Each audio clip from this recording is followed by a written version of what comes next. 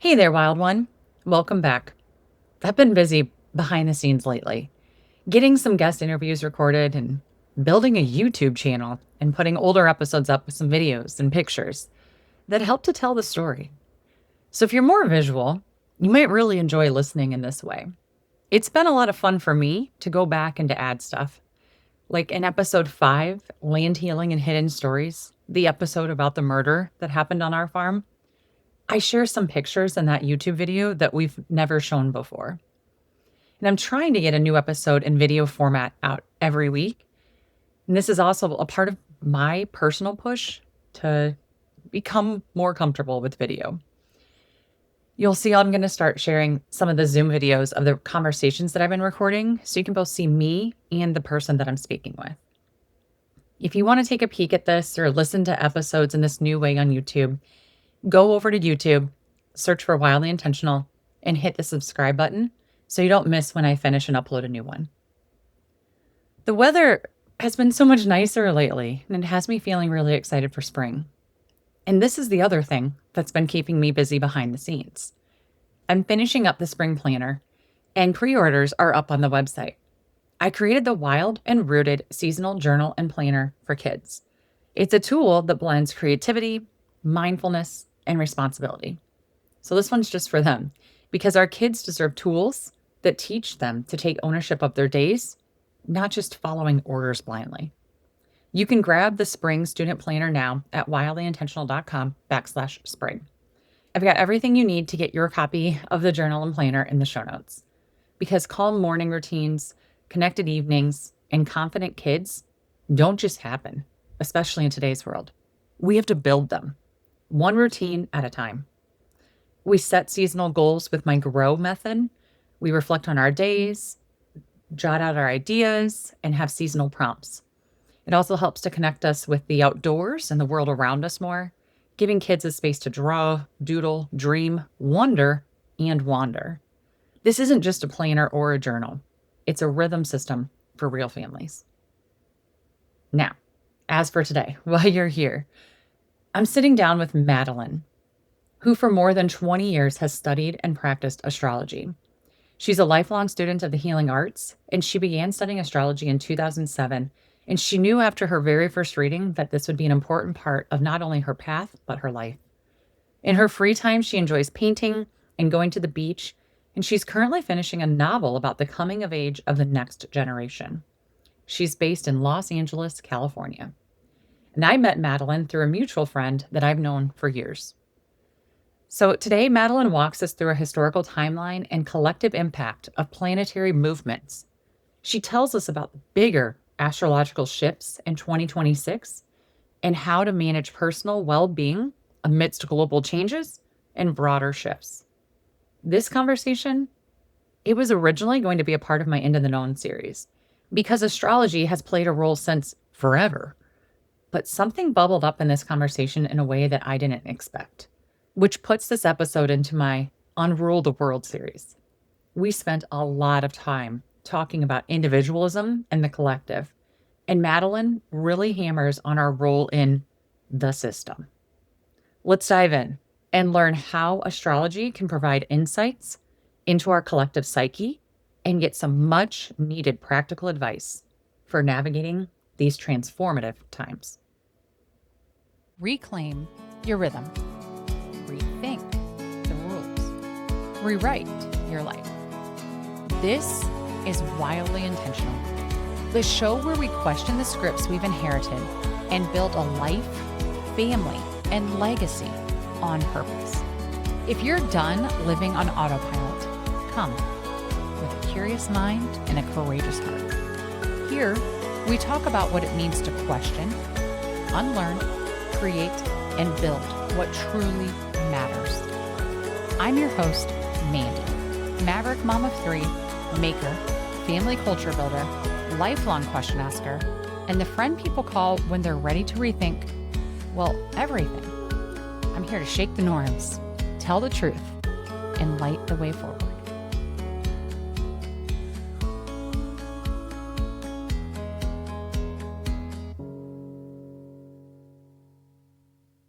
Hey, Madelin.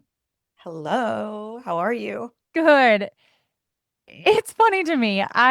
See your face and I feel like I've known you forever. And it's like our third or fourth conversation. And I'm just like, feel like I'm looking in a mirror at a sister. I'm so excited to have you on the pod today. Thank you Thank for you for joining. having me. Yes. I'm like thrilled, and just the name itself resonates so deeply with what I do. Mhm. I'm happy to be here for this. Well, I'm so excited for all the goodies that you have to share today. As you know, I'm kind of new to astrology, but always deeply interested. And I just had the reading with you, which was eye opening and amazing and so clarifying for me. Okay. So, So, Madeline, can you just start by telling me who you are and what you do? my name is Madeline, and I've been studying astrology for 20 years approximately, and I've been working with clients for over 10 years at this point. During the pandemic, I worked on the psychic hotline, which was very enlightening. We'll put it that way. But I work as a channeler and as a medium, and I'm a writer, artist, the whole Renaissance gang. But astrology is one of the tools that I use, and what I love about it is it's very intellectual, and it just appeals to that part of me that's like, I'm looking for the language on how to describe this thing. And I love that about it, as opposed to something like channeling that feels very imagery based and really like intuitive. Astrology is very satellite perspective, and I love that. I don't know if that answered your question fully Yeah, or all of it's just so briefly. fun, right? Like, I'm like, okay, stop for a second. Psychic hotline? What are people calling in for? And like, who's Oh, hearing them? everything. Like, it was one of those moments where I realized during the pandemic, because I was having so many quote unquote downloads without sounding, so trite, but I realized I'm like, I'm not going to get through this future without some serious training. I'm going to need some like boot camp of psychic work, because I'm not going to be able, I just won't make it. There's too much here. So that really gave me a really strong foundation. It's not like I've ever worked in medicine, but I would imagine that it would be similar to just like going and doing the grunt work where you're just in, what do they call, not the pit, the whatever it's called, the Like the ER. yeah, where you're going and you're just seeing the people. And I learned a lot from that. I learned what I was able to give. I learned where my limits were, and just the ethics of everything. And I had the best time doing that, but also it was exhausting. I bet. Well, I'm so excited to dive in with you today. Everything you said has me just, yay, I love this. And I could talk to you forever. Would you mind just diving in? Talk to me about Yes. So 2026. I'm really glad that you asked me here today for this. And I know when we were talking about some of the themes that we wanted to explore, we were talking Age of Aquarius, we were throwing a lot of different subjects around. And I Mhm. started preparing for Age of Aquarius, and I just said, this is so broad, this is so big, this is so mainstream, and has had so many different interpretations. Let's get down to the crux of it, because I think right now there's a lot of media out there that is assuming that people are not sophisticated and savvy and discerning. And I want to assume that people are sophisticated and savvy and discerning. And I hope that today the astrology can help clarify how we can continue to use those critical thinking skills at a time when the nation and the globe is really under a massive amount of transformation. Yes, I love this. So where do we start? Because okay, so real quick, it's interesting because it's February, right? So some would say we're behind on this conversation for astrology of 2026, having it in February. How do you feel about that? I do not feel like we are behind, and I feel like we are not behind because it actually is astrology season. We are recording this on the 7th at 2:30 p.m. Los Angeles time.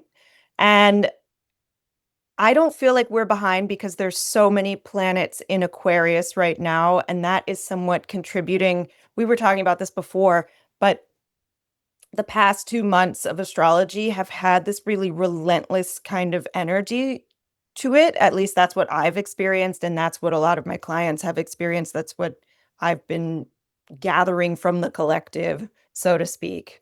There's been this kind of relentless energy, and that has to do with the fact that there have been, for the last 2 months in astrology, 5 planets more or less traveling together, first through Capricorn and then through Aquarius. And we don't usually have planets traveling like this in packs, especially in signs of packs, which is Aquarius. The Aquarius energy is very much about the group, the tribe. So you have a lot of energy in these signs that have to deal with collectives. I've been feeling that, like we the Mm, people energy, mhm. We the right? people. So, what I would love to do for today is, because of the name of your podcast and because this dovetails really nicely with what I do as well, I always set an intention at the beginning of every reading and ask for intentions as well. I would love to light a candle here and just ask for spirit to guide us and guide whatever this collective that's going to be listening to this podcast, whatever those people need to hear. I love So I'm really calling in the right audience at this moment and asking that spirit lead the right people to this message. So, are you ready? I'm going to yes. call it in.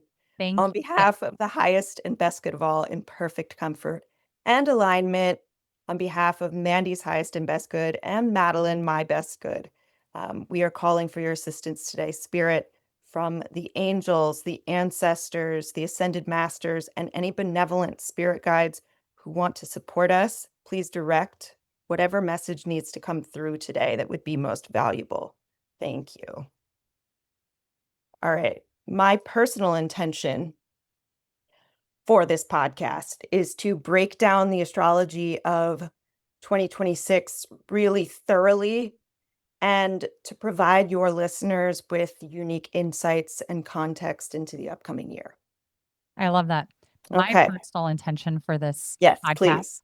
is, as always, to just help people to feel the sense of one and together and seen, and to be inspired and also empowered to like feel they can handle things, right? And I think sometimes like the awareness helps us to do that. Hmm. So just a little heads up to be able to like get your seat ready or pop the popcorn or get your blanket ready, whatever we need to do. I don't really know what all the year holds, but that's really kind of my intention for people. I love that. Thank you. So I'm going to just put this over here and let's get into it. So I'm going to start with I'm going to, I said that I was starting with the assumption that everyone is sophisticated and savvy, yet at the same time, not everyone knows astrology. So I want to hold these two things at the same time and both kind of hold people's hands through astrology while also not assuming that people aren't intelligent.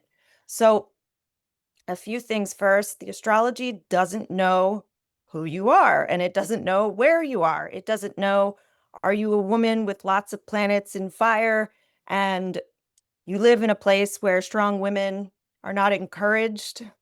Do you have a father who's a drill sergeant and therefore there's this piece over here in your own astrology that hasn't been built because of context, because of that really begs the question, nature versus nurture.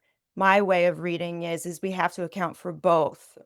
I really don't feel like if we only look at the astrology, which is a lot of what I don't even want to put anyone else down through this, but what I was going to say is there's a lot of platforms that just kind of compute your astrology and it just spits back out information. And I respect that and I think it's useful and I think it's valuable, but I also think that it forgets the other half of the picture, which is you are a human who has had experiences and who has grown up in an environment. You didn't just like arrive here in a vacuum.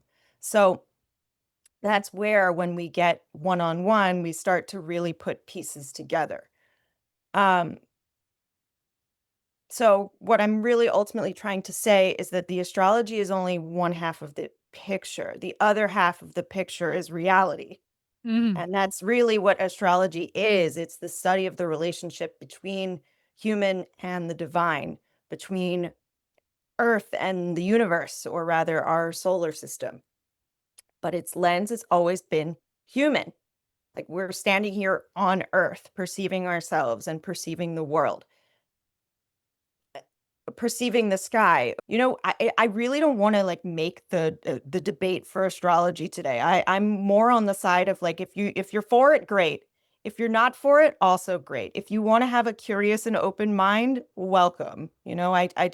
I don't want to shove astrology down anyone's throat and say you have to believe this. I'm saying this is a framework for understanding, and this is a language, and it's helpful for several things. Well, to your point, Um, this is a human experience. You this have is a free human will to listen experience. to this or to not, Yes. right? Like you don't have to, no one's holding you to this conversation. If it doesn't feel right, buzz out. It's all good. Catch me on the next one.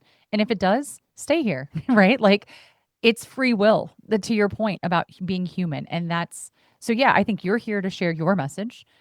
They understand what you're here to share. And I would say anyone listening is here for it, Madeline. So don't hold back. Yay. Yay. Okay. Give it to us. So, and I love that you mentioned free will because that is one of the themes that's coming through for 2026. And we're going to slowly wrap this conversation into that message about free will. But let's just go back for a little bit and say astrology is the study of the relationship between human and the divine, between Earth and the solar system. So, does the sky, like, I guess my argument for astrology is, does the weather influence your mood? Do the tides not go up and down with the moon? Do we not have fields like this is my favorite metaphor. I came up with it recently and I'm tooting my own horn here, but I said,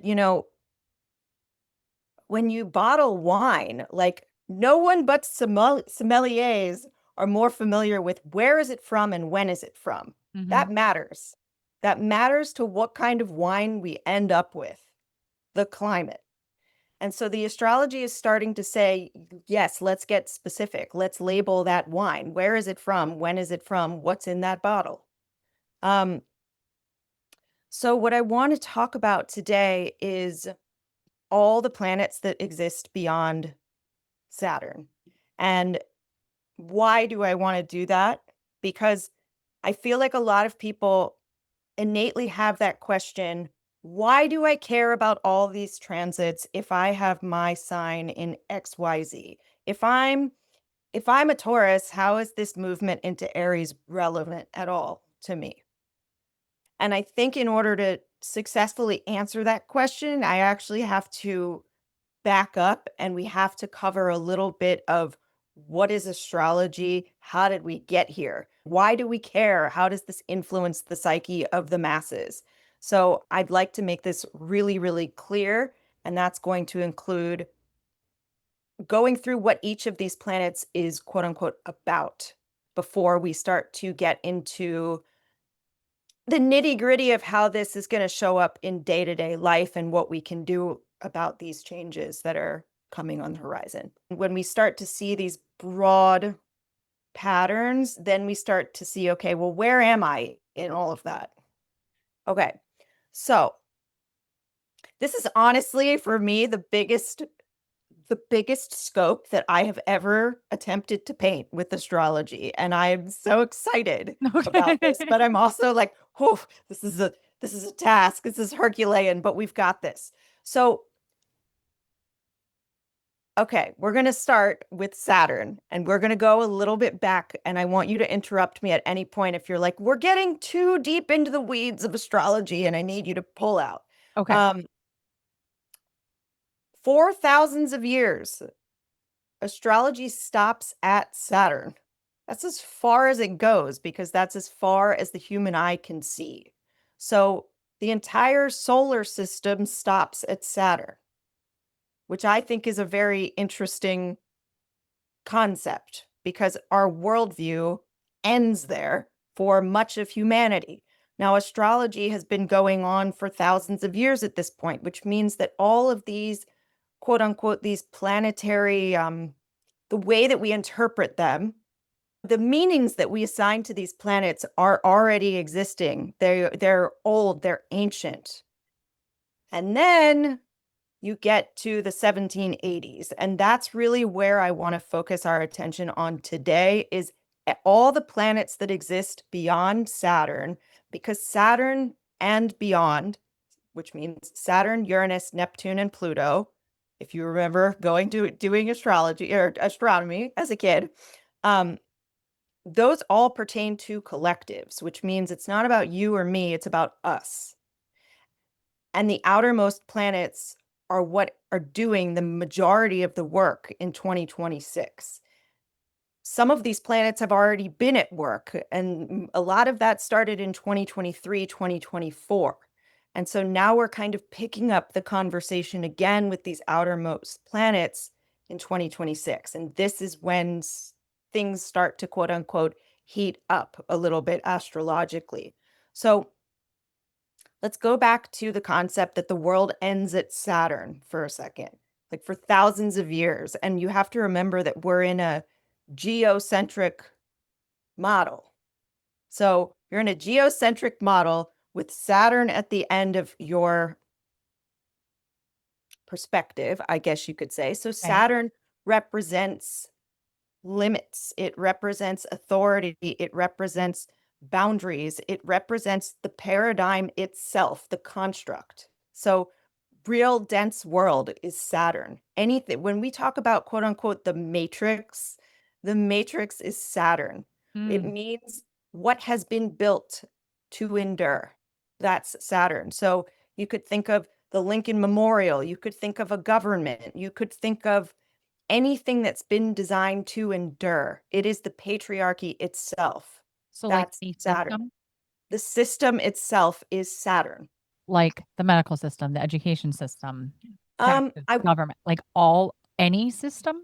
not any system, but governments, yes. Government system. It's Saturn represents the rules. It's the Okay. rules, the structure, the what's been built. Um, it's tradition.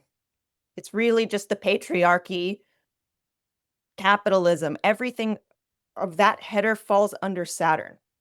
So here's how this starts to become relevant. And it does take a second. Again, I know I'm taking my time to get there, but it's almost like we have to go back thousands of years and then 300 years to even have this conversation of how we got there. And why is that? Because again, you and I did not arrive in a vacuum. We arrived into an environment that has a pre existing set of rules. It has a pre-existing consciousness. It has a pre-existing ideology. And those ideologies, the system itself, whether it's government or patriarchy, whatever we're going to say, tradition, is all preceding us. It precedes our birth. So it's like we have to start to unpack these systems of where do they come from? When did they come from? Um, and I think that this is when it starts. I think one of the most interesting times in history has to be the 1700s, like with all of the revolutions. That's where humanity to me starts to get really, really interesting. And part of I think that that's because I love Aquarian energy and we're about to like expand this conversation big time.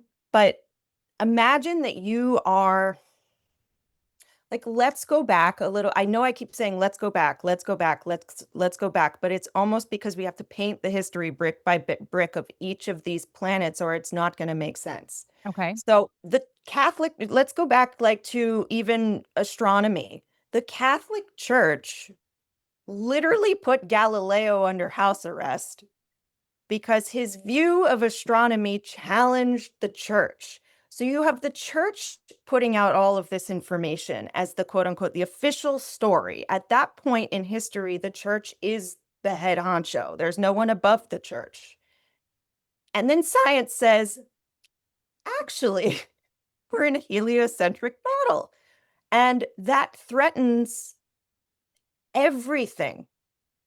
It threatens the entire power of the church. It threatens everything that they've been trying to make people buy into by saying, actually, this is the way the world works. And so this new concept, which can be proved, what are we going to do with this?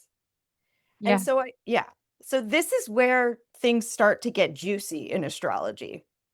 It's just interesting to me, right? Like, I did an episode on this for like New Year's Day and the Gregorian calendar, and it gets back to the Pope and the control that the church wants to have. And what's always cracked me up about that is like, did like the wise men and everybody not follow, I don't know, the North Star?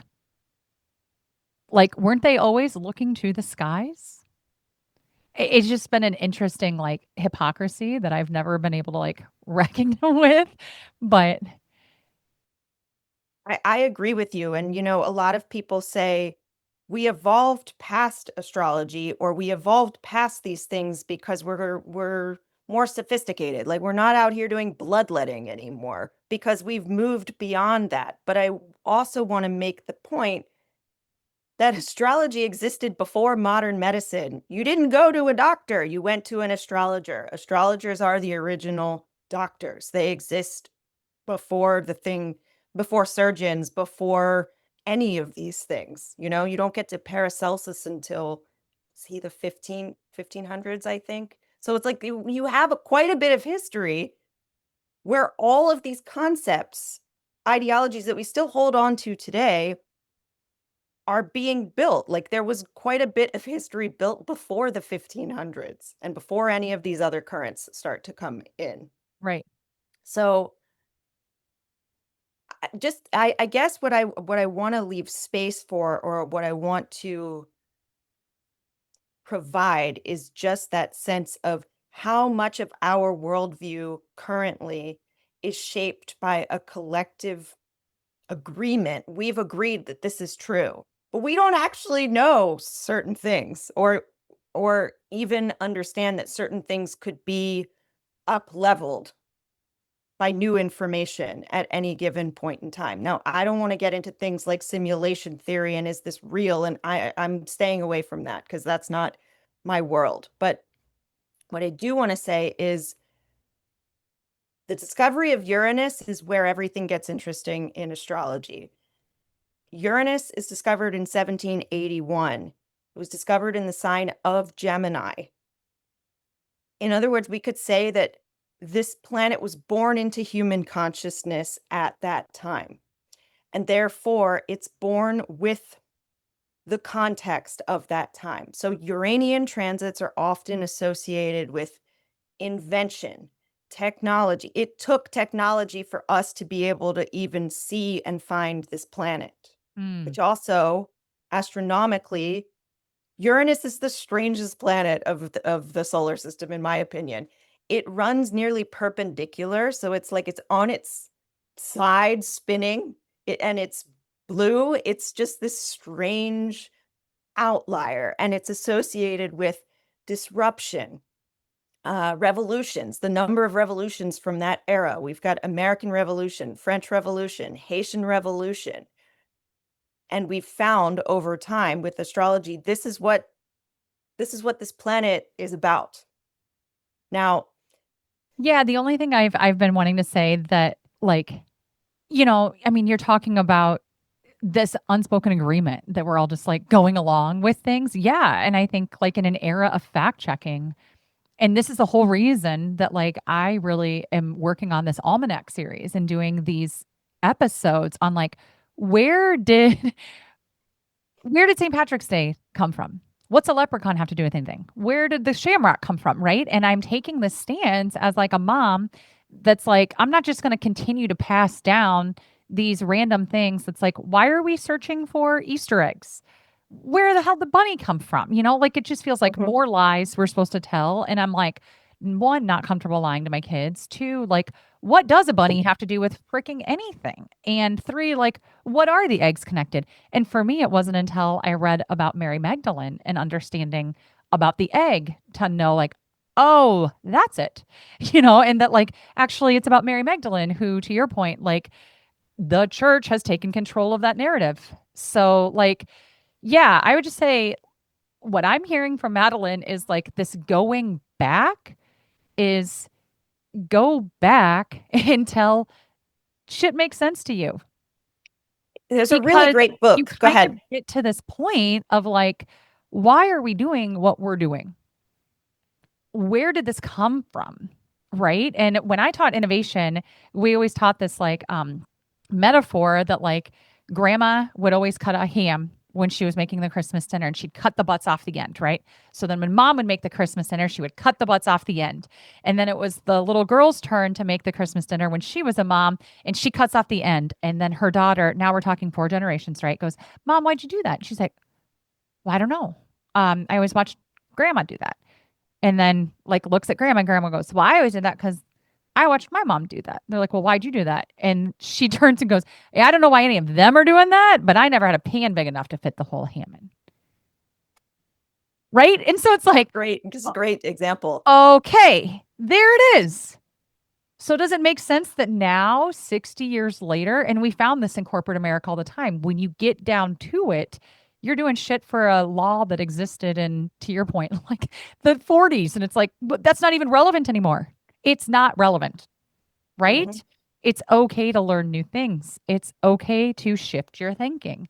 And I think I mean, I'm kind of sitting here dumbfounded because like one, I'm like, I must have been sleeping the day that I found out that Saturn was the furthest it goes.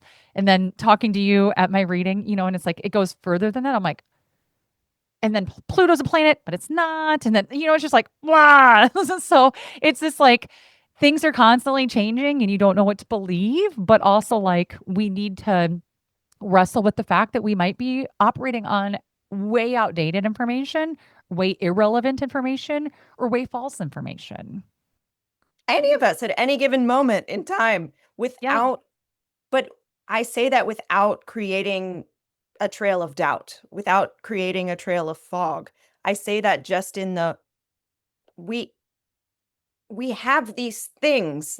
I don't even know what we're trying to speak about here is almost it's like hard to package because it's challenging to even talk about it because it's so interstitial or in everything, so to speak. And what we're really talking about is the psyche of a collective and how these ideas came into being and how power comes into being, how the paradigm comes into being. There's actually a great book that you made me think of, and I think it's called The Passion of the Western Mind by Richard Tarnas. And he's so brilliant, and he talks about intellectual history, especially of the Western mind, of where did these ideas come from? Mhm. And he traces it back from here's this idea, let's trace it all the way back to the beginning. And I find things like that so interesting because it allows us to have more choice in what we want to believe. And again, that's starting to get into that free will of the upcoming astrology. But again, I've like not even gone into the astrology of this upcoming year, but Right. um I hope that just by saying, okay, the world existed up to Saturn. Before this, we had a geocentric system. Then you get Uranus, and we're in a totally different land. Um, After that, we have the discovery of Neptune in 1846. And that coincides with the Opium Wars, with famines, the gold rush, the role of the photograph and the camera. Mm. And it has an orbit of 165 years, and I'm just putting a small bookmark in that of remember I said Neptune has an orbit of 165 years. Okay. Then we get into the discovery of Pluto in the 1930s, and that coincides with the Great Depression. Penicillin is invented in 1928. You have the Great Depression, the radar is invented in 35, vaccines, then you have the Holocaust. That is all Plutonian energy. It's all genetics. And whether you are a target because of those genetics, it's about power and how people use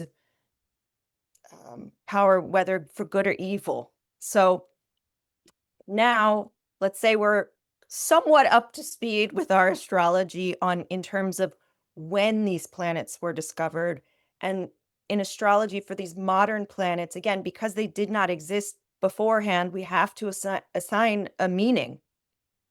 We have to assign some kind of meaning. Again, we're not just sitting there saying, oh, these planets just always existed, even though they did, but we weren't aware of them. So now, how do we work with them? And symbolically, over time, they've gathered enough data or statistics to start to, I don't want to say prove, but substantiate that these are what these planets represent. And I've definitely seen it in my own work and in my own life that when these planets are at play, these are the themes. I can't tell you why. I don't know why. I just know that astrology has the statistics, and it's a set of statistics that's been around for thousands of years and keeps getting updated again and again and again and again.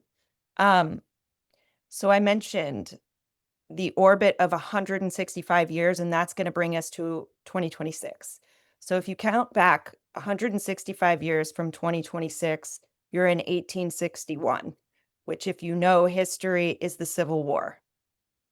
So now we have Neptune, again, discovered in the 1800s, and the last time um, it was in Aries was in 1861, and now it's back. So we really haven't, because it takes 165 to go around, we haven't had this transit since then. Like there's we rank in astrology the relevance of certain events by how frequently do they happen. So this hasn't, quote unquote, happened for 165 years. But I want to be very careful when I say this, that you can't copy and paste a transit from 1861 into 2026 Right. and say, this is going to be the same as that, because that's not how astrology works. Humanity has changed since then. Astrology has changed since then. And there's also a lot of different factors at play. It's not the identical environment. However, this is my big caveat of however, Uranus, again, that planet of disruption, that planet of revolution, was also in Gemini, where it's going to move in April during the American Civil War. So now we've got two indicators of the same quote unquote message. And that's what I love about astrology is you start to see how the symbols start to add upon each other and they start to make a story. It's pretty layered and it's pretty detailed, I guess is what we could say. What I think I'm hearing too is that like you are really enjoying looking for patterns I love patterns. and you enjoy storytelling. And it's like a fun puzzle that you're constantly putting together, right? And like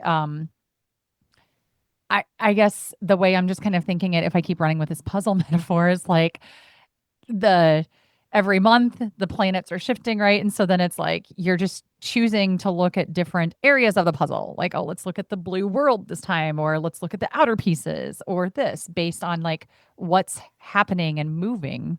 It's kind of shifting your focus on where you're focusing on the puzzle, or but like Yes, always keeping the goal of getting the puzzle done, right? Like there, and to me, I guess that would be all the planets are playing a role, right? But like, I think I see the puzzle and I agree with the puzzle, but I would also say astrology is almost like music okay. because it keeps playing on old notes. It keeps going around and there's different instruments coming in at different times of the sonata and they're playing, either they're competing with each other, they're playing at the same volume, one's up here, one's down here, but I think the key is resonance.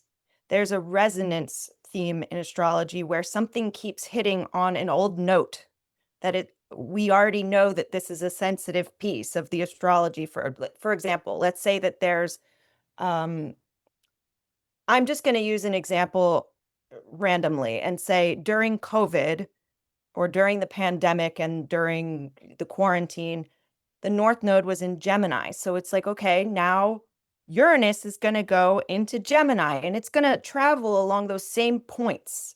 So what I'm saying is everything is picking up the conversation from something previously. We're not in a vacuum. It keeps playing the music, and the music has different layers of meaning. Does that make sense a little bit? Yeah, I guess where I'm getting confused is like, so then Uranus is taking 165 years. So, like, is the song a Well, thousand? Uranus is 84 years. Neptune is 165.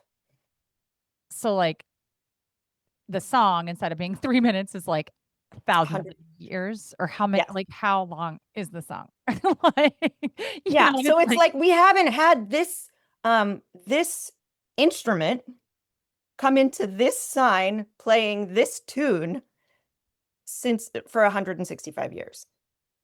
So we haven't had this since 1861. okay, so it's not the song that never ends on repeat. Correct. It's Correct. like when it comes every 665 years, it's playing this tune, right? So it's like different musicians playing all of their ballads, and what they're coming in and playing now is a different song. I like this music metaphor a Yeah, lot. you like the music metaphor because we get then different. So what I meant by you can't copy paste the transits from then to now is okay. So they're singing this song or this one instrument over here is playing this tune, but the rest of the music is completely different. So it's like, okay, we've got pieces of this. We've got hints, we've got spices, we've got I know I love to mix my metaphors. So now I'm on to like herbs and Making soup now. spices. So I guess, like, what does a transit mean? So a transit is just following the movement of a planet. Okay. It's really So it's just means like it is in motion, that planet. And so when we talk about transits or the upcoming transits for 2026, and I say to you, we have four outer planets, all beyond Saturn and including Saturn, which all have to do with collectives. Again, not you, not me, but all of us. All of them are changing signs in 2026. Four of them, collectives. So that's showing a significant a cultural shift, a paradigm shift, a full collective psyche shift. So this is not small energy, and that's why I'm reading as broad as I am, because when you look at it broadly, really becomes very clear. So is the collective shifting from like me, narcissistic or selfish centered, to we, like we the people and rising up, and or is it more like, Yeah, no, this is I know because we're getting into it because sometimes astrology really does take a second and we have to kind of pull each piece apart because it really is rather complex. But I guess to answer your question, I don't even know if I'm going to answer your question like perfectly, but let's say that Neptune rules film. What we all collectively will be seeing on film or hearing in music is about to change. What you are literally witnessing with your eyes. That's Neptunian. So that's one angle. The Uranus angle is AI. AI is taking us in a new direction.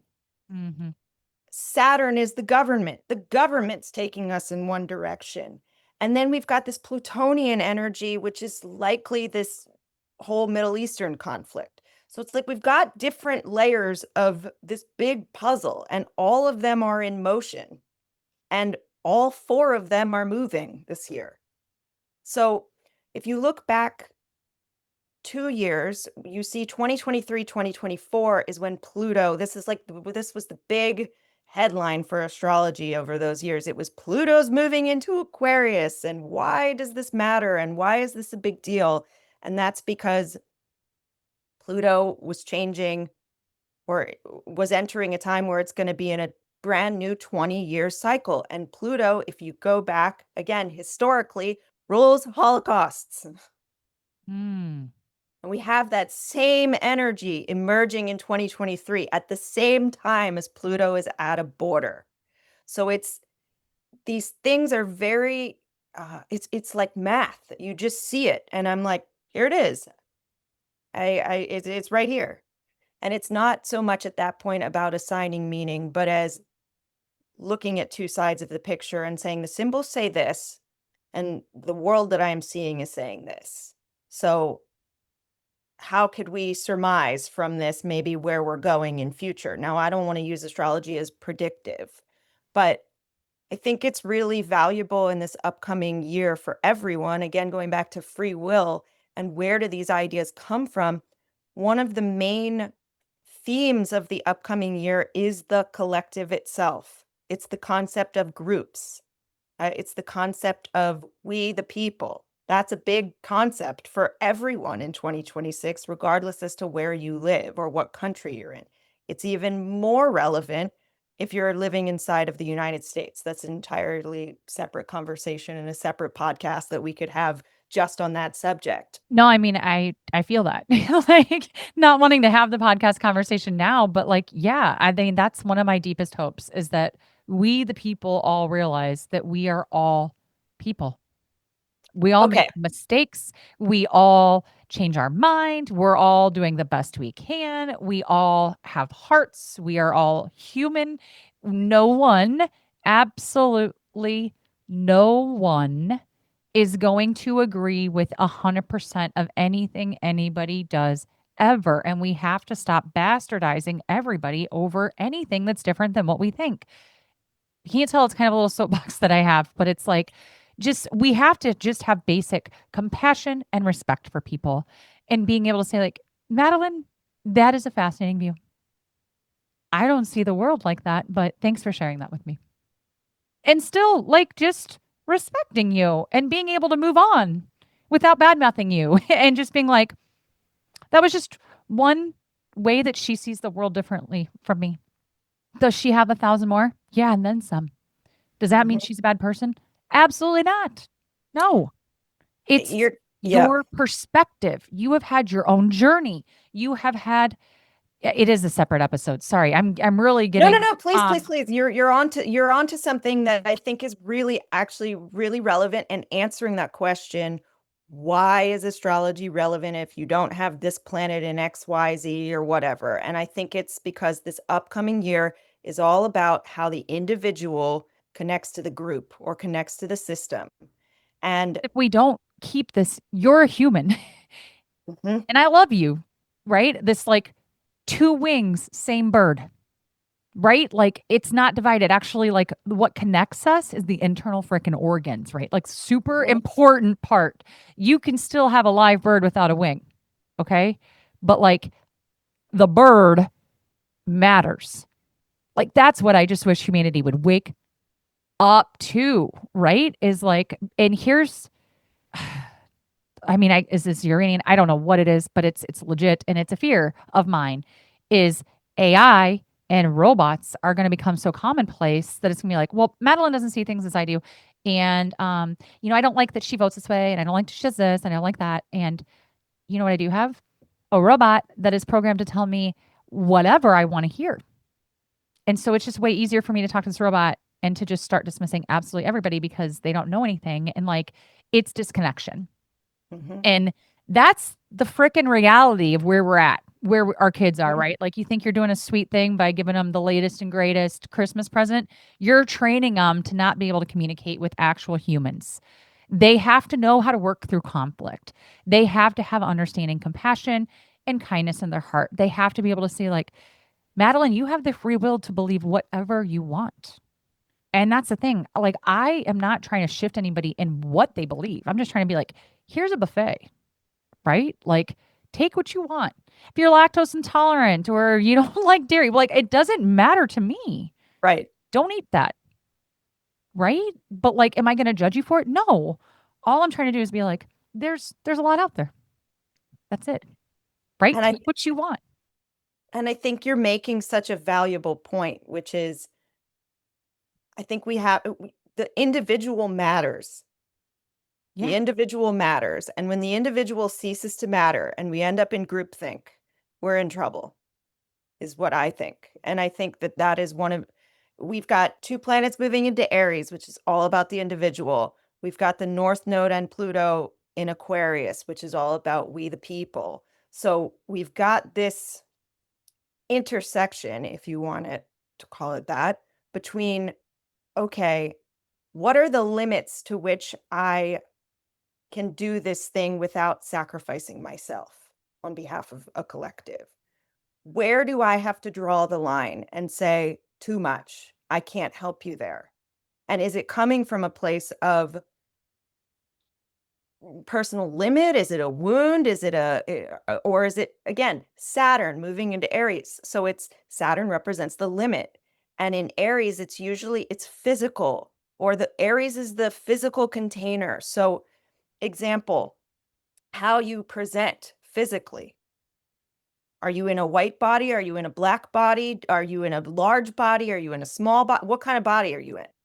And what are the limits of that body? Or rather, what are the judgments that may be placed upon you per that container? That's very much this energy that we are moving into. And therefore, having to realize, I think that we're about to be moving into this realm where there's quite a bit of fog. There's a bit of, I'm going to call it the fog of war. And really deciding how much you want to engage with the collective, how much you want to engage with fear, how much you want to engage with compassion. I think there's the question of, when does compassion become self-destructive? Yes. Yeah. I think any empath would 100% understand that, right? It's like it's my greatest blessing and my biggest curse, Mhm. right? Like, um, yeah.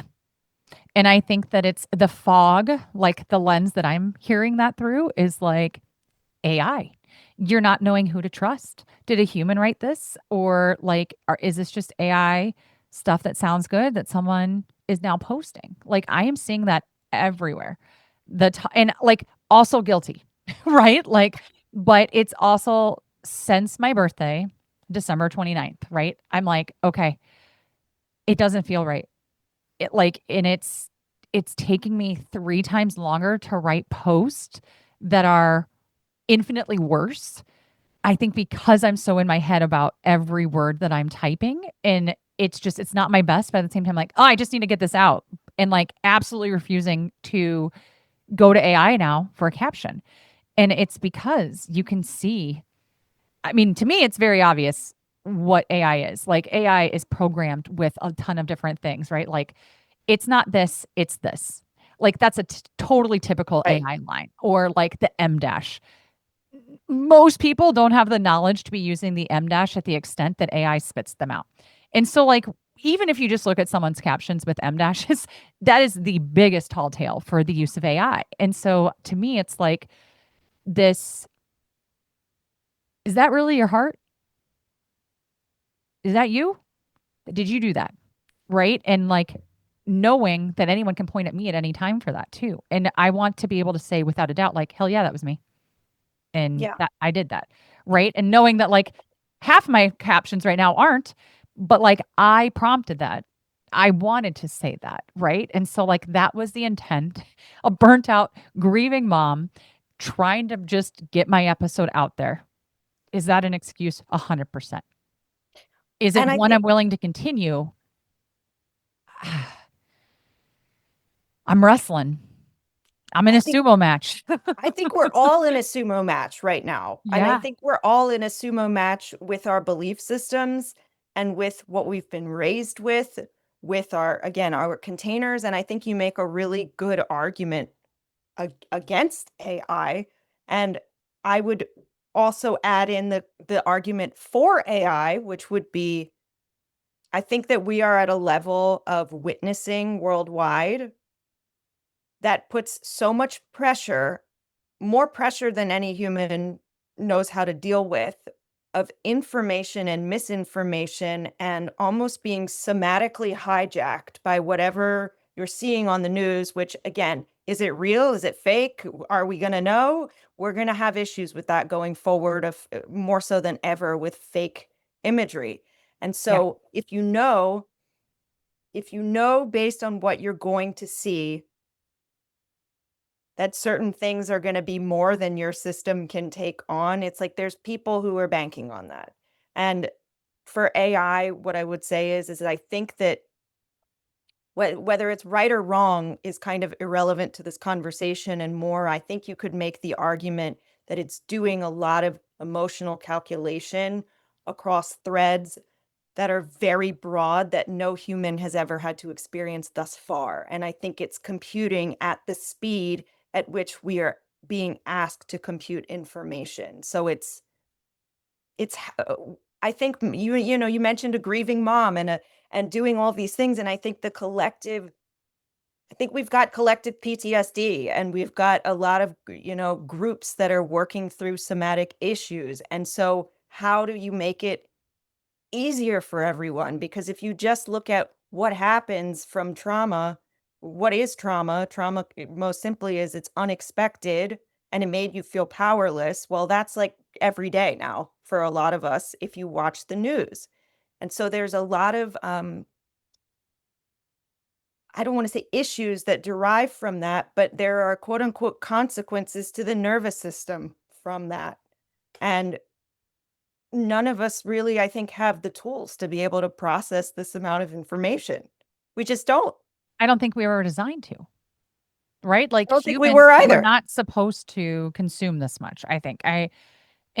That's where like this we the people, I think where I'm getting to, Madeline, is like, yeah, just embed in your local community, right? Mhm. And like get focused there. Because I mean, you think back, right? I mean, you've been going back, going back, going back.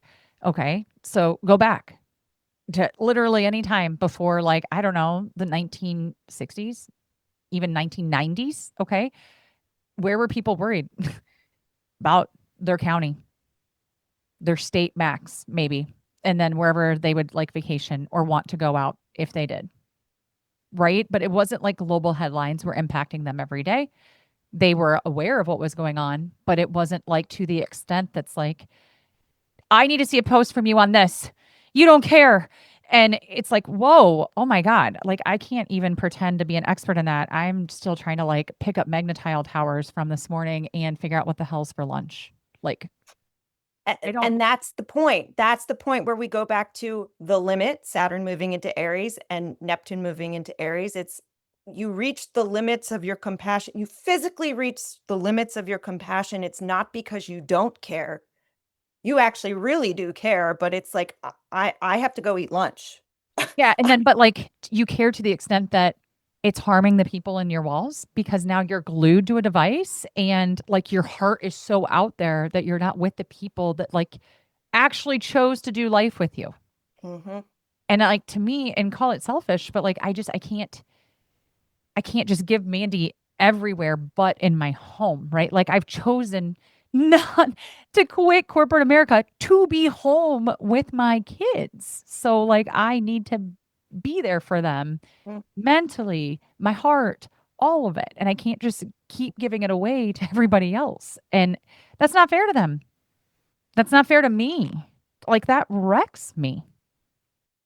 So let's say I completely agree with you, but I'm going to play devil's advocate on the other side and say, yeah, but Mandy, why don't you care about this issue? Why won't you? Why you care about that issue over there? Why won't you care about this issue over here? And that's part of the astrology of the upcoming year. It's like there's competing issues. There's Yeah. so much to worry about or so much to see where it's like you kind of have to pick and choose. Yeah. I mean, I've said this for many times, right? Like when BLM was going on, I was miscarrying. Mm. And I'm so as a white person, it was like, I didn't see your post. I'm like, you didn't miss anything. I didn't post it. Right. Like, I'm grieving. I'm going through something. Like, we should have posted that. I'm like, said who? Like, you don't get to tell me how to use my voice. If I scream about everything, nobody will listen to me about anything. Mhm. Okay. So it's not to say that I don't care. I've never once said that.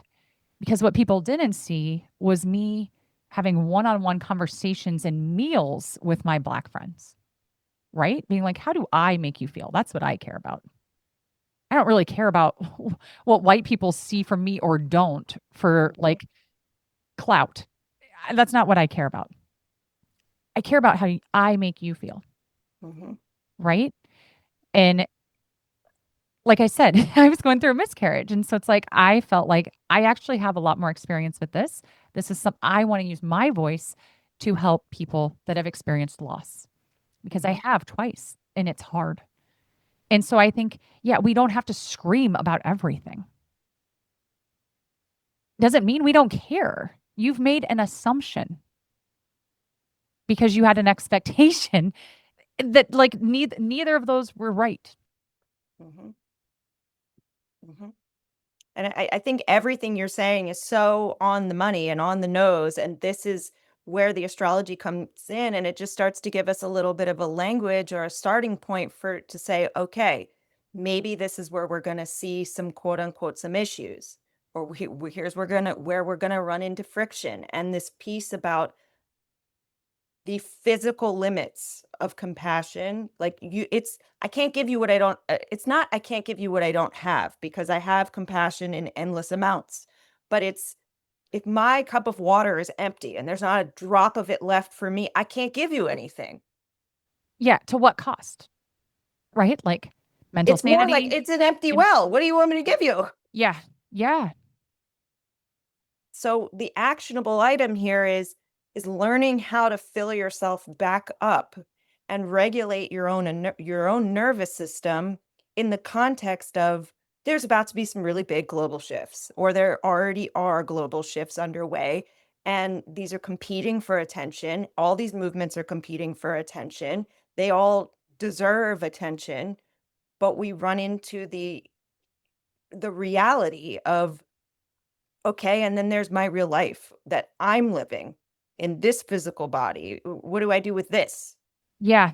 I mean, Madeline, what you're saying, like I wrestle with it so much, right? Because it's like, you know, even putting a nice meal on the table for my kids, it's like it just breaks my heart that there's kids that don't know where their food's coming from, or their parents don't have food stamps, or all the things, Mhm. and it's like it starts to make you feel really guilty and really terrible. And then you just want to tell your kids, but you're like, that's not my kid's fault.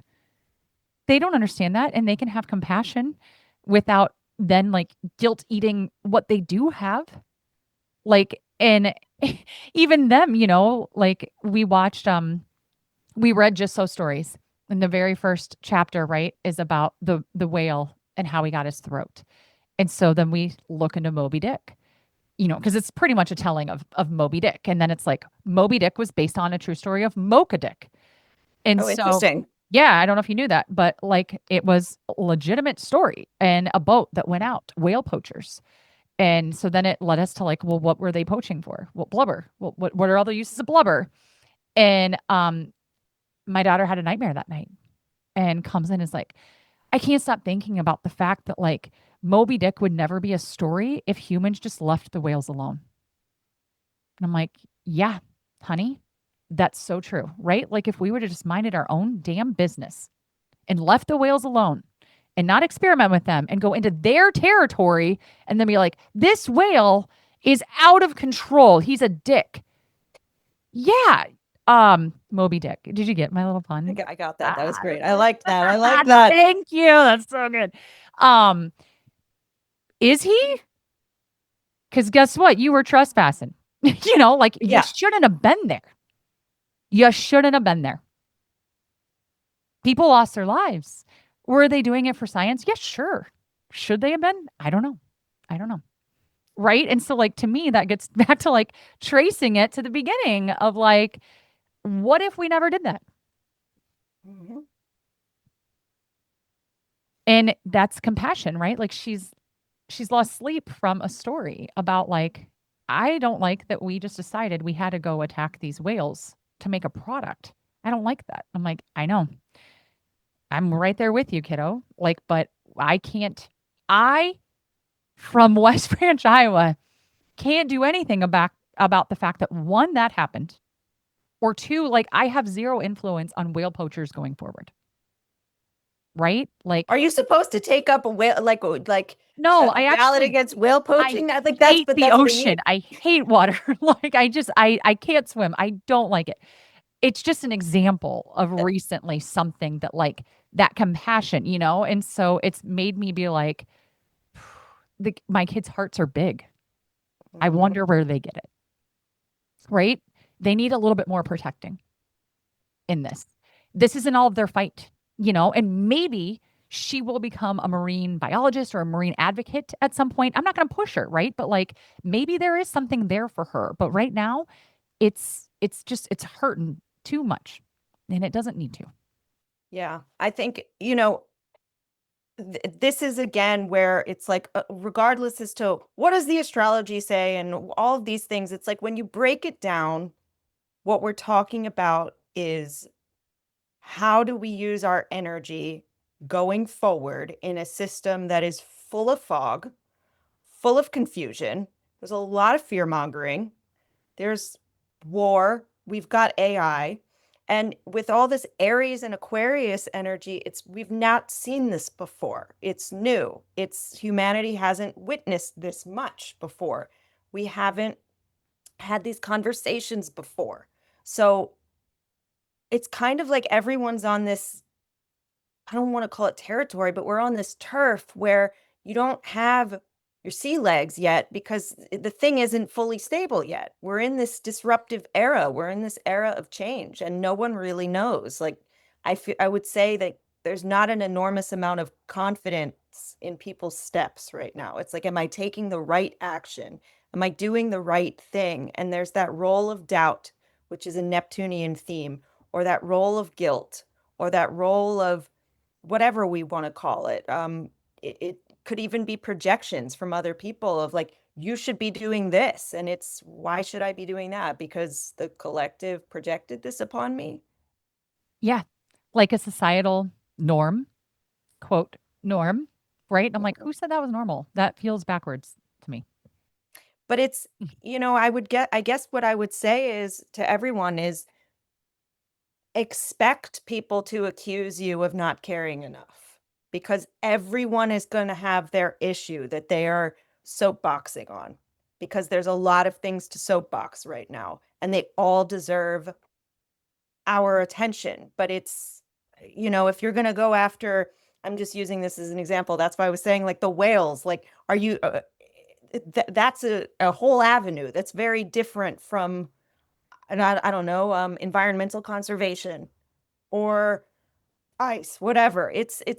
There's different ways to show up. And I think we all have to be really discerning with what we consume, with the media that we take in, with understanding that some of it might not be even real because of the AI component, Yeah. which again, that's so destabilizing. And then you factor in just, I don't know. I guess what I'm trying to say is I think that it's very easy in this environment to just be a victim of your own nervous system based on what you're consuming. And victims of their nervous system can't go be heroes of the realm to go fix things. And so it's almost, you've got these events or these worldwide, I'm just going to call them happenings, that are begging for all of our attention, but they're weakening us in the observation of them.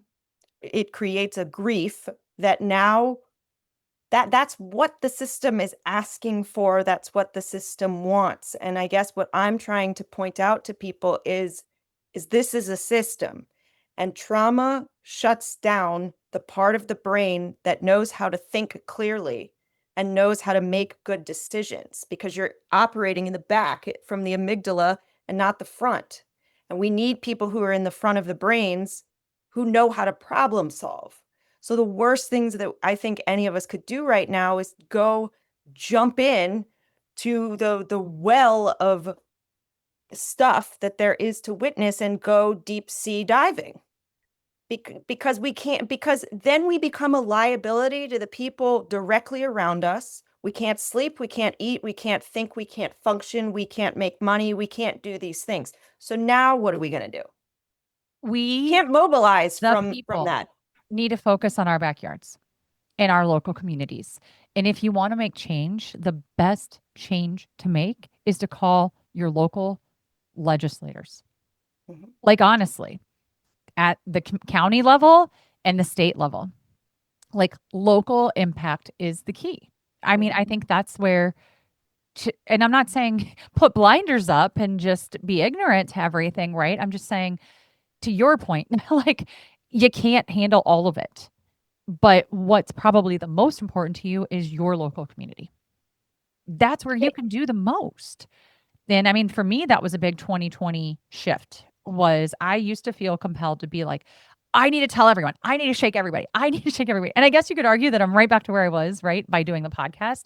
But I don't think so either, because I'm like, people have free will on whether they subscribe to the channel, to the emails, to the social feed, any of it. I'm not able to or wanting to make anyone do anything, right? And so to me, it's different than a one on one conversation.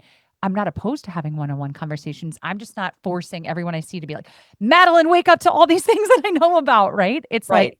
so I took this perspective in 2020 of like, I'm going to worry less about shaking every single person I come across and make that like, I have to wake them up to like, I'm going to shift to legislators. And I now have 11 Iowa legislators in my phone and I on my love email. that.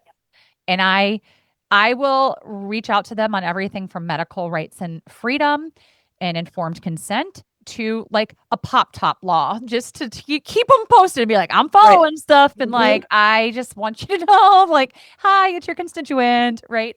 And so I think that that's where we can make the most change. And for me, it was this shift of like, stop trying to tell sheep there's lions and just go talk to the lions.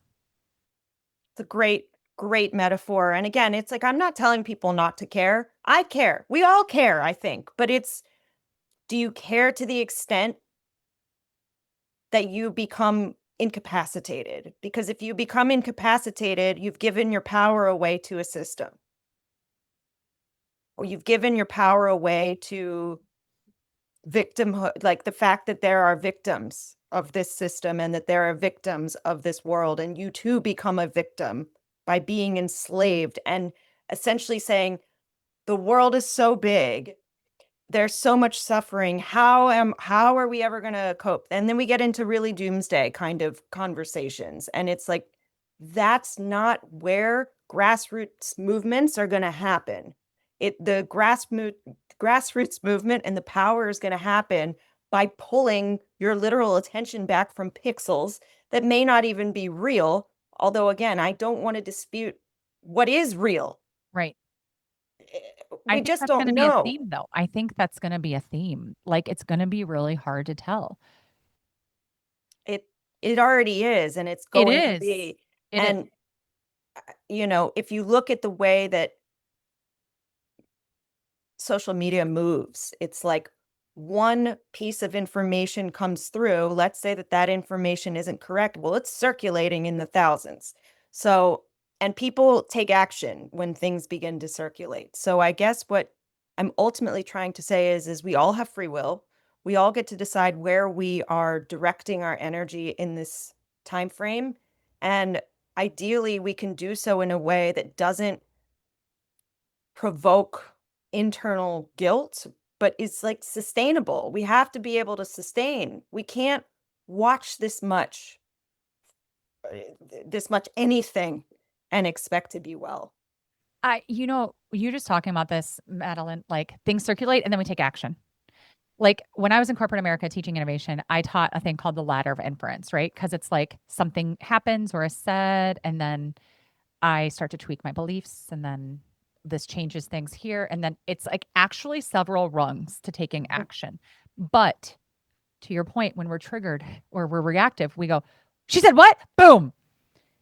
And that is not okay, right? Like, so I think I'm going to do a solo on just teaching the ladder of inference, because to me, it feels important to understand those steps and to be able to take a breath and to have someone to bounce off of. Like, this is my friend Aaron, and Tom knows this terminology well, where I will call and be like, dude, I am at the top of my ladder and I need talked back down, because I know that I'm emotionally triggered by this and worked up. And I know that I'm being illogical about it. And I'm there. I need your help. And they will take you down. Right. And so it's a super useful tool that I think I'll have to do a solo thing on. Because if that's something that you see coming, I think that could really help people understand like how to identify that and just give language to like realizing when they're making that jump.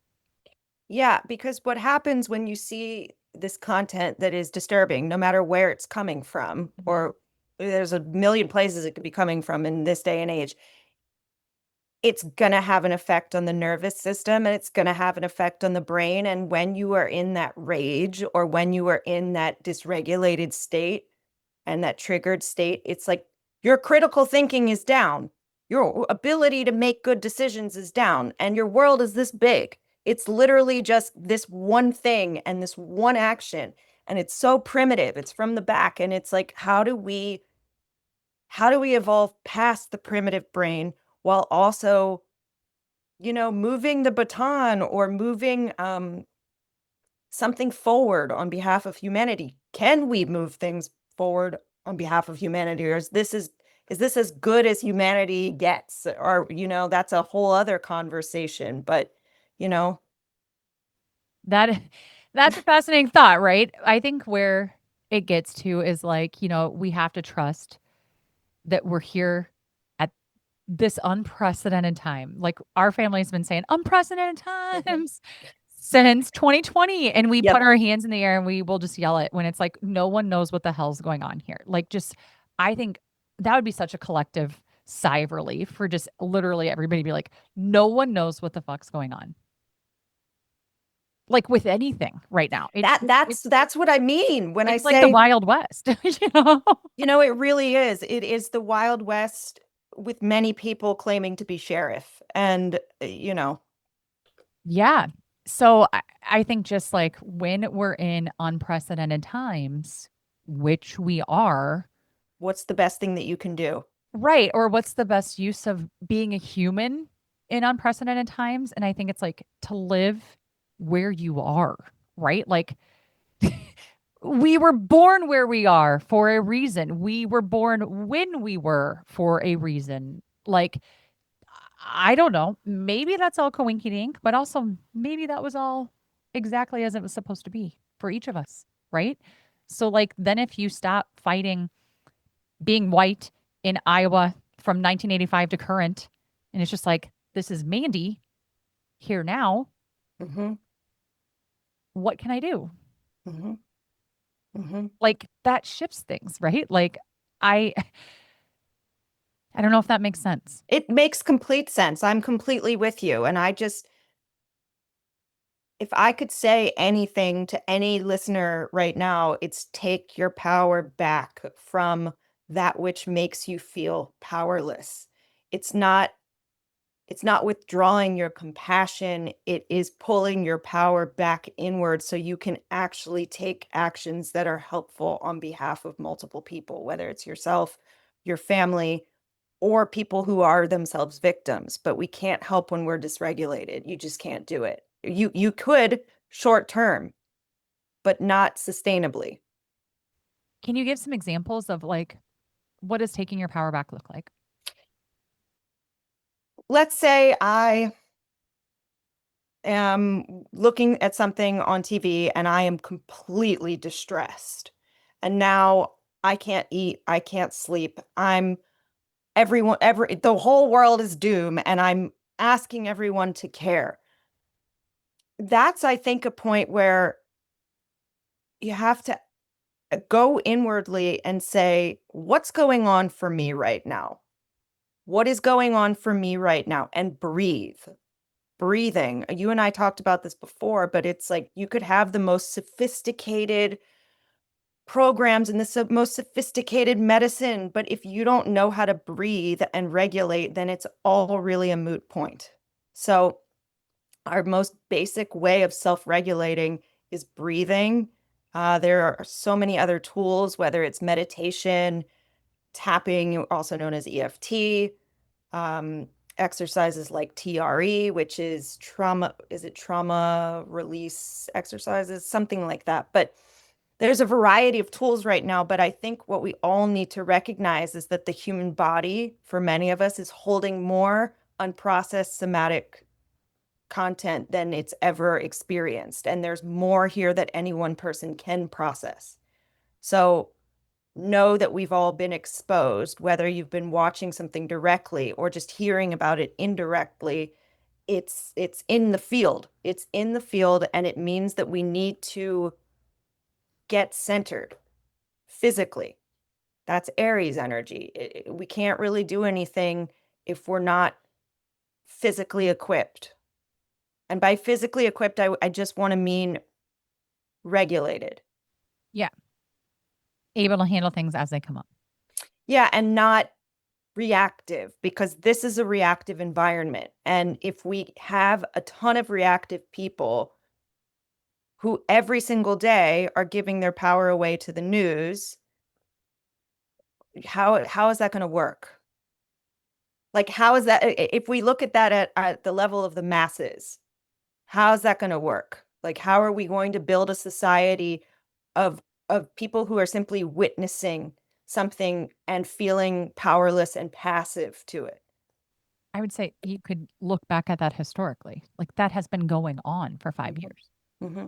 plus.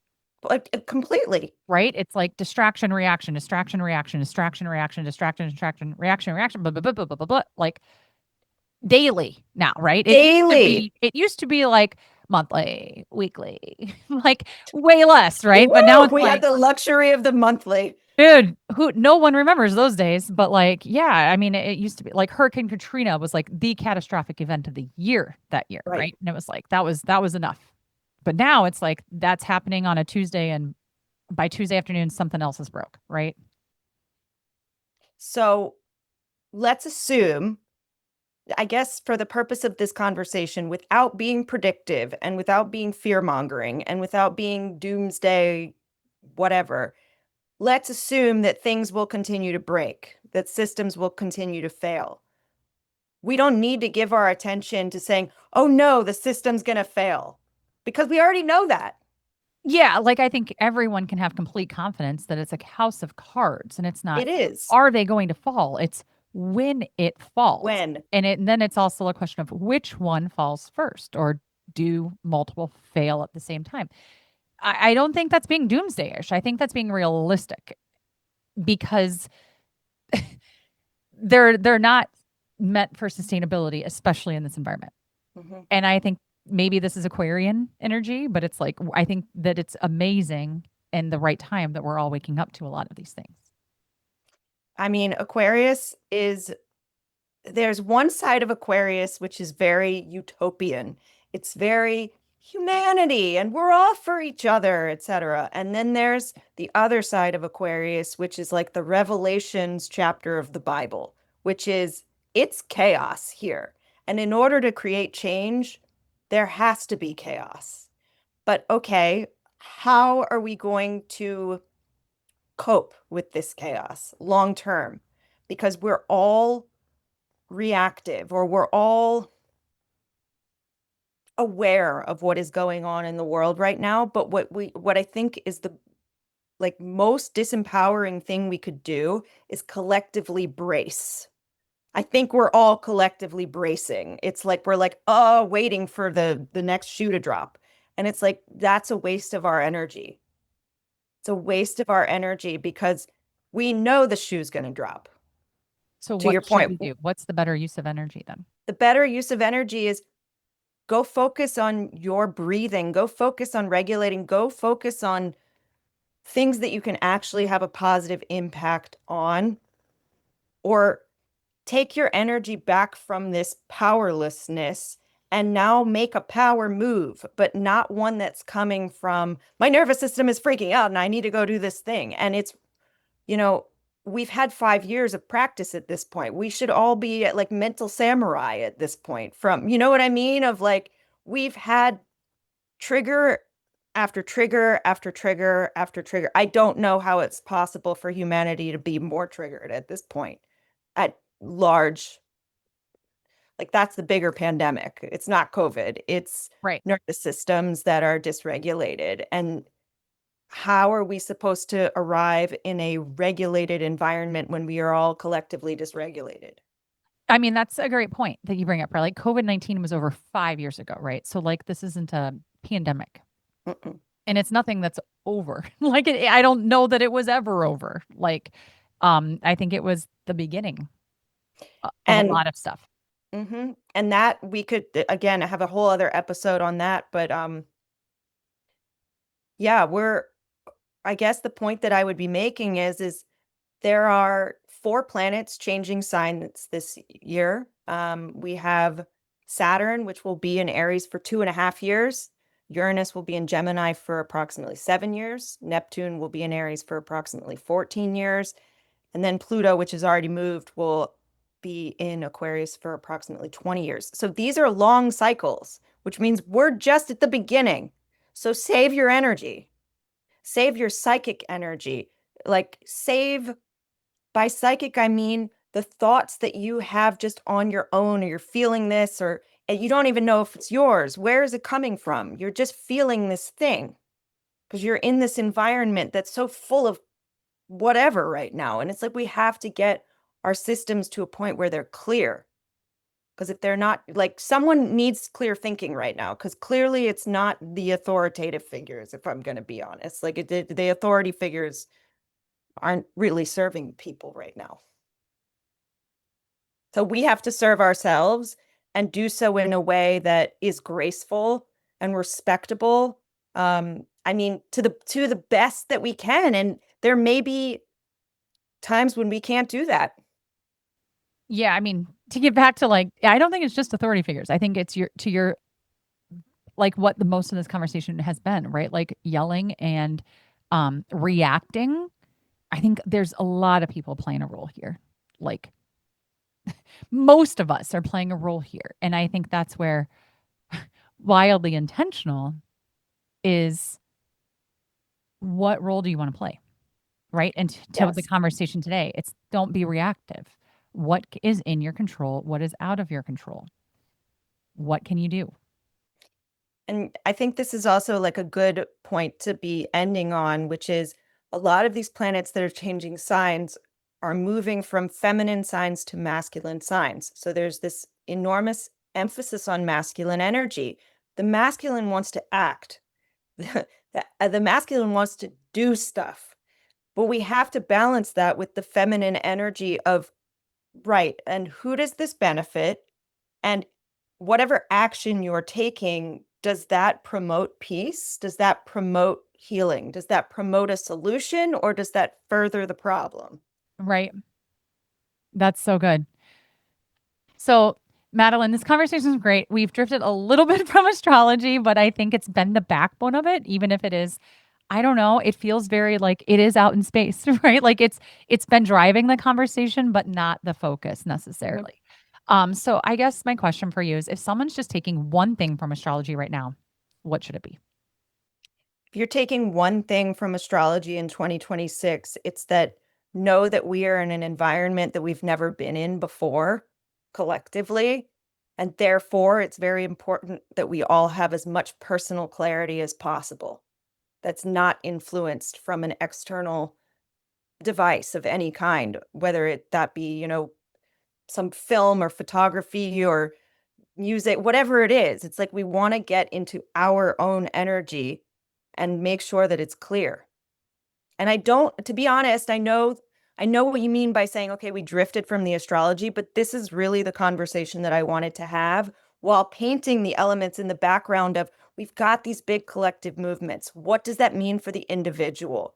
Why is that relevant? Well, like, forget Aquarius, forget Aries, forget all of that right now and just say, well, let's ask, how is war relevant? How is triggering relevant? How is the media relevant? Like, you see what I hope that Yeah. I'm making my point.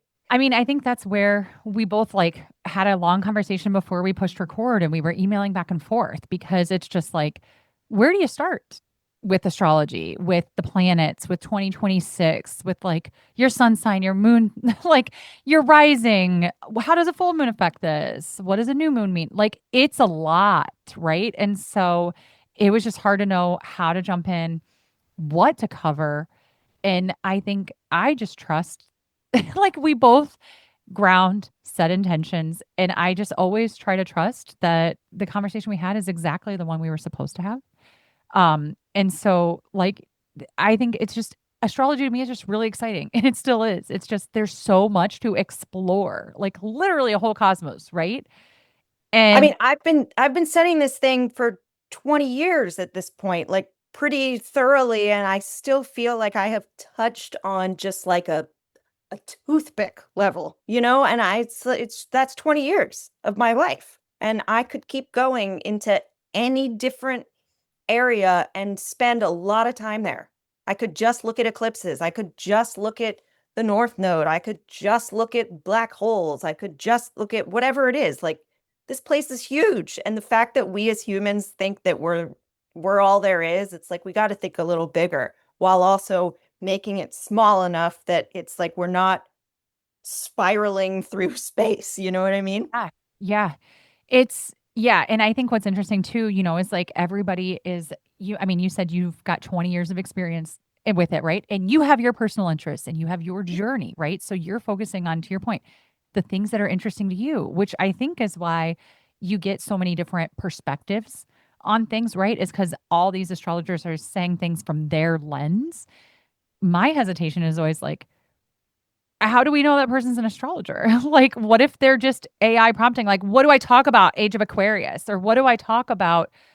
Fire horse year, and then Mhm. they're just reading whatever the hell AI is interpreted from whatever, right? And it's not actually based on anything other than what they've pulled. And that for me is like, how does this person know? And like, I know you said you didn't want to get into doubt, but I'm always like, that's, I think, this piece of like, it's hard to tell what's real right now. And I think it's also we're in this environment, going back 5 years, just to your point of we've moved out of this Capricornian world of hierarchies where it's like you go to work and you go to this one job and you want your boss's job and you're going to die, with that job and you work that job for 30 years. We're not in that structure anymore. We're in the structure of the freelancer and the entrepreneur and everyone's an expert. And so what that means is you've got people with zero experience coming out like an expert, and you've got people with 30 years of experience who can't get seen in the algorithm because they don't know how the algorithm works. Right. So it's this great equalizer. But I will say, even for students of astrology, I mean, we all have to start somewhere. It's Yeah. just how can we make this more researched. My thing is always research and going back to the history and saying, okay, what happened at this time and where can we actually pull data? Not interpretations, but just hard data. Like when was this discovered? What was going on then, etc. I love that. I feel like this conversation and even the reading that I had with you was so on point and informative and just like you have a way of getting to the heart of it in such a friendly, down to earth way. Thank you. I Yeah. hope I hope that I did, and without, again, one of the things that I love about astrology, and it's like obviously I'm not gonna say obviously, but it's like I don't think that when I was a small child, I was like, "And one day I'm gonna wake up and be an astrologer." It kind of found me, and it found me because it was this tool that I'm like, "I understand. I get it now." And nothing could satisfy my desire for not intelligence and knowledge, but just to understand. Nothing made sense in the way that it did with astrology. And I just I'm thrilled to be here. It's like one of these things where you can choose to buy into it or not buy into it. I'm not offended either way. This is a set of statistics that, again, was built by humans, and that's it. You know, the world wants you to care about it right now, but you have to care about yourself. Ah, that's so good. I think the hesitation that comes from that, Madeline, is like, well, that's selfish. And there's people starving, there's people dying, there's people this, there's people that. And I just got goosebumps But because here's the those things thing. are true. Yes. But you're also here. What's the But thing? Tell us. Well, we have, again, 2 planets are moving into Aries, and then we're gonna also have Jupiter moving into Leo. These are selfish these can be selfish signs. These are 2 fire signs. They're very fiery. So it's like we have to balance that collective focus with some individualism while, keeping it in check that it's not going too far in either direction. So it's like I'm too focused on myself or I'm so focused on the group that I'm suffering. I think you nailed it. It's the paradox of we the people, I care about people, I am a human who loves humanity, and I am one of the people as well. And therefore, exactly. as I show up for the people, I am a people. And I need to take care of myself and I need to model that for my children, which are the future. And that is the most control that I have right now. I That's mean, where I shall focus. if you can't control your emotional regulation or your physical regulation, how are you going to walk into any room and expect to have any impact? Drop it. Drop the mic right now. That's so good. Madeline, if someone's feeling called right now, like to take the next step with you or to figure out a way to connect with you, how do you want them to do that? They can reach out via email. I will give you my details if they want to connect. I love to connect with people. They can also book a reading with me, also, again, bookable by email. And that would be to be able to see, okay, what is relevant for you in this upcoming year? Because that's going to be very specific. Even the conversation that you and I had without touching on it was very specific to you. It doesn't really like everyone else is kind of irrelevant. Yeah. And I think that's what was like really validating for me and empowering for me both. So I will put all the details on ways to connect with Madeline down in the show notes. But Madeline, I just want to thank you so much for joining me today. I absolutely loved our conversation. I love your energy, your fire, and your optimism. And Thank I you. am just so grateful that you've been here. Thank you. Thank you. Thank you for having me. I love how down to earth you are and how much you are oriented towards your children because at the end of the day, the children are the future and they're growing up in a really strange world. And I think that it is so important to be able to both inform them and guide them, but also protect them and protect their psyches from things that are too hard for adults to even process. Thank you. It's one of the hardest things I've ever done, but also like one of the most rewarding and most fun. Mhm. So I love it so much. Well, I just I enjoyed appreciate you. Thank you so much, Madeline. You are so welcome. I'm so grateful I've been connected to Madeline. I really enjoyed this conversation. If you can't tell, we were quite excited and fired up by the end. As Madeline mentioned, there were a lot of ways to take this conversation, and we barely scratched the surface. If you want to learn more about your personal astrology in a deep way, I really enjoyed my reading with Madeline. If you want free updates daily, I really enjoy using the Chani app. I'll link to both again in the show notes. I want you to think about something. How can you, a human, living a human experience, take better care of yourself during these wild times? I feel like every conversation lately is really just validating me picking the word that I did for this year. It was the word nurture. Wild one, I hope you are kind and loving, not just to others, but to yourself. I want to thank you for your openness, your curiosity, your willingness to feel your way forward instead of forcing it. Every time you choose connection over survival mode or presence over perfection, you're reshaping your inner world. And that shift, it ripples far beyond you.